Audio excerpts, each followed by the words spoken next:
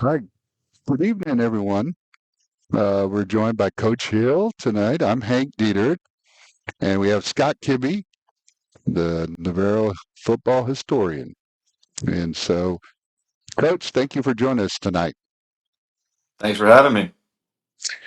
And Coach, well, we'll go ahead and start out with the Antonian game. What a high-scoring affair that was. So, can you give us Yeah. your thoughts on that game? Yeah, it was, and that good news and bad news for us here. But I thought we showed a lot of promising things in a few phases of the game. Offensively, we were able to establish the run really well and made some hay in the quick game and hit a couple deep shots. But we had some guys playing really well up front. Offensive line is clicking right now, which is really really good. I think it goes without saying. Defense.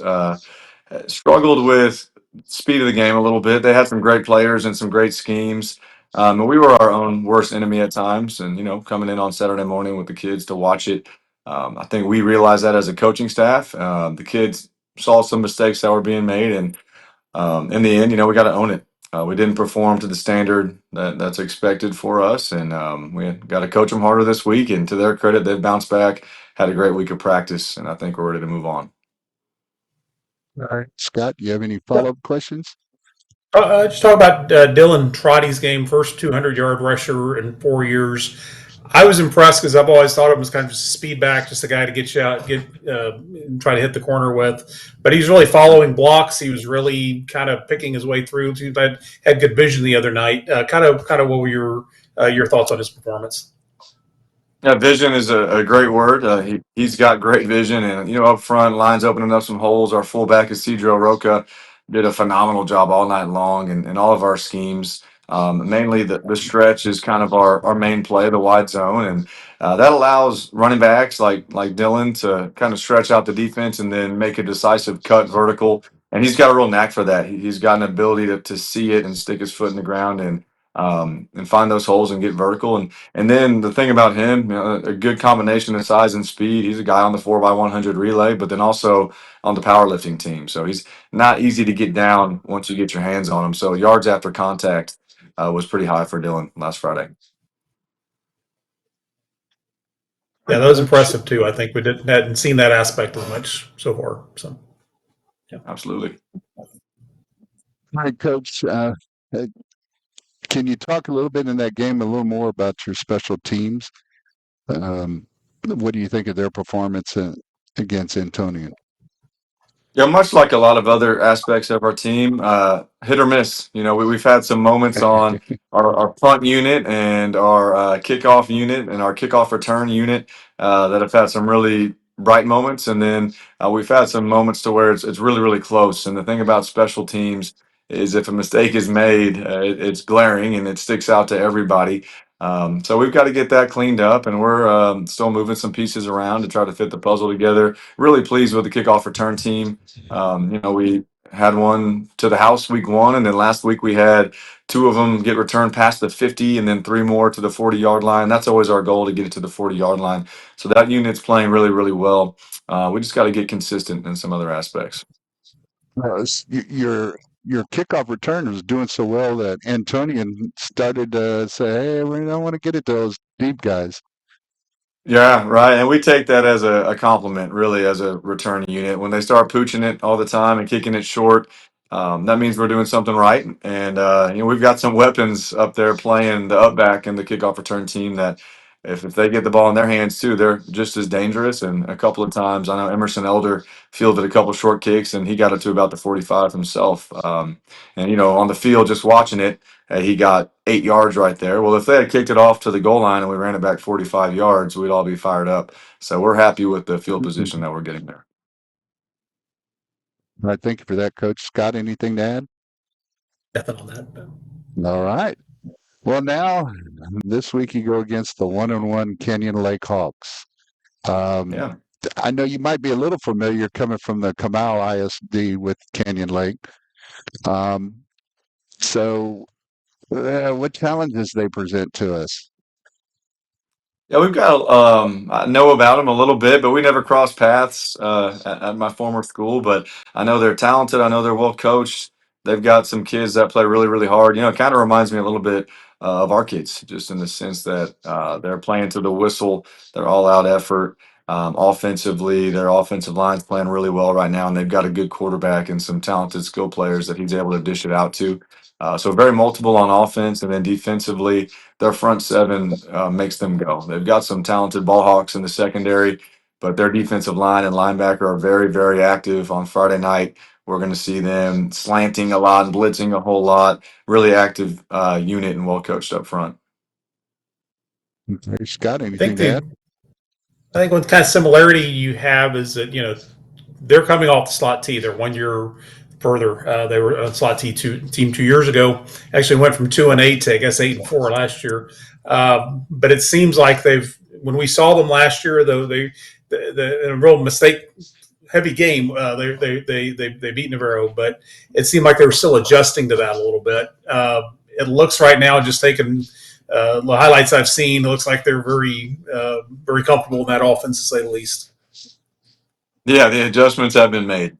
They're clicking in year two, and it takes some time for those types of things to happen. And I think it's safe to say by the end of last year, and even mid-season, they were clicking. They were playing really smooth on both sides of the football, and this year especially, they're making a transition as well. But they're establishing the run game. They've got a talented back, a really good O line, and like I mentioned earlier, they're real multiple. They're able to get the ball spread across the field.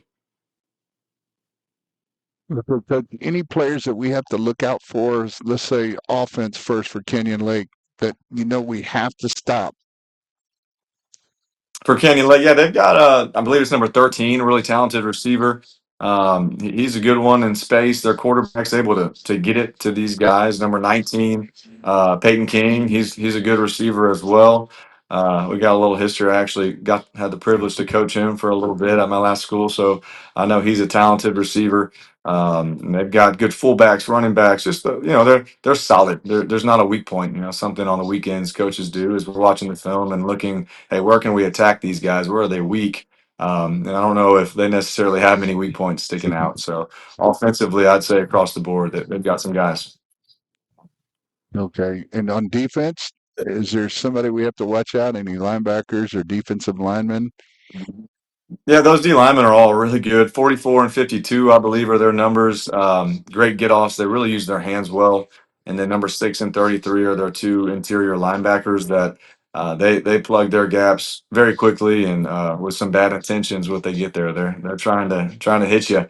And then number 15, number 0 are playing outside linebacker for them. They're real versatile.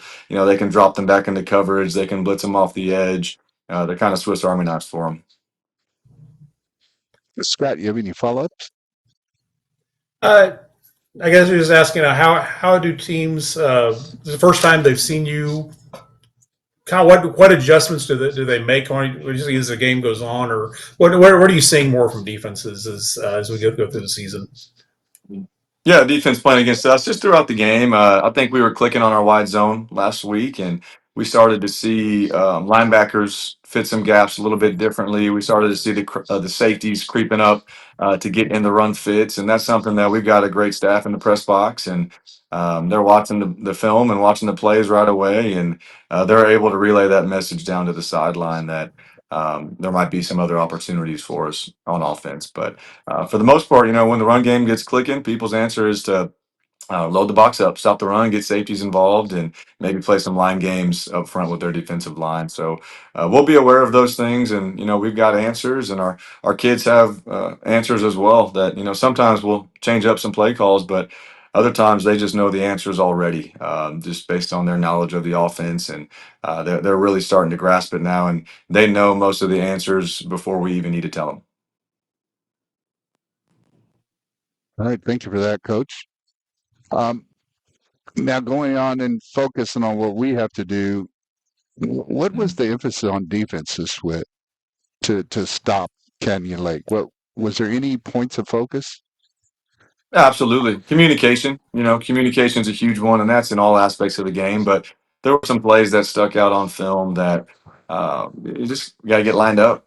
That's half the battle in football is what we were a little guilty of, perhaps over communicating if that's a thing. Defensively, we're kind of discussing, should we be in this or this or this, and that's really on us as a coaching staff. We need to narrow down their focus and make them decisive and make their calls and get lined up and play football. Because when we're lining up and playing football, our defense is really, really good. So I expect them to have a big bounce back week and play much better and just getting lined up and playing ball. And that's part of the whole adjustment of new coaching staff, new schemes. I think is once you get to a point where they don't have to think as much and they can react, That's right. and communicate still, but be able to react as opposed and knowing where they're going to be before they actually get there, if you know what I mean. No, absolutely. Yeah, if you're thinking, you're not playing fast, and if you're not playing fast, you're not playing well. So we got to get them playing real fast. There you go, Scott. Just asking about, you're kind of both in a similar situation as a kind of a bounce back week. You're trying to bounce back. Tough game last week, and although they played Austin Crockett last week, probably not a game they were maybe as worried about. But that was a really tough loss they had at the beginning of the season. Probably beating Crockett didn't take it that bad taste out of their mouth. But They always want to beat Wimberley.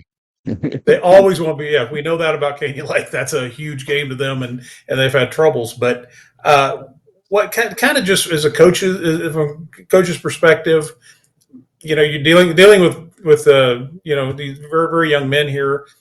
Is it a psychological thing to get them to turn it around, or is it or kids just able to put that behind them better than maybe you and I are when something goes wrong?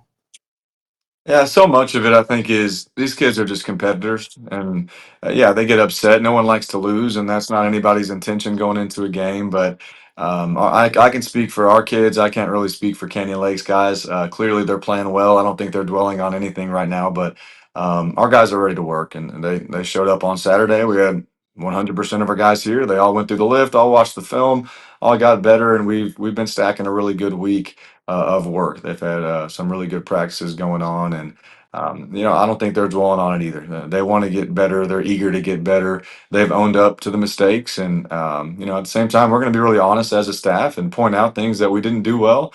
Players, coaches, everybody involved in the game, and we're all trying to get better this week. And now, Coach, when you look at your special teams unit against Kenyon Lake, do you see any opportunities there? We're always looking for chances, and we think any scheme and our scheme, it special teams, so much of it just comes down to discipline and knowing your assignment and effort. They're really, really dang good at it. Our kickoff return unit has been great. Their kickoff team has been great. They've got a kicker that places the ball really well, and they've got 10 guys screaming down the field really, really fast. So I'm excited to see that matchup, how our guys handle it, because it's going to be two really good special teams units going up against each other. But yeah, there's always improvement to be had in those units, and then there's always opportunities for a big play. Those are the ones that they can provide momentum, good or bad, and our goal is to be on the good side of that. Coach, something I've been meaning to ask you about this time of year, especially, is conditioning. And it looks like your guys haven't seen as much cramps as sometimes we see this early in the year. Look like they've held up well. The next 2 weeks, you play much bigger schools. They'll have, I'm guessing, probably have fewer players playing both ways, probably much more Right. depth.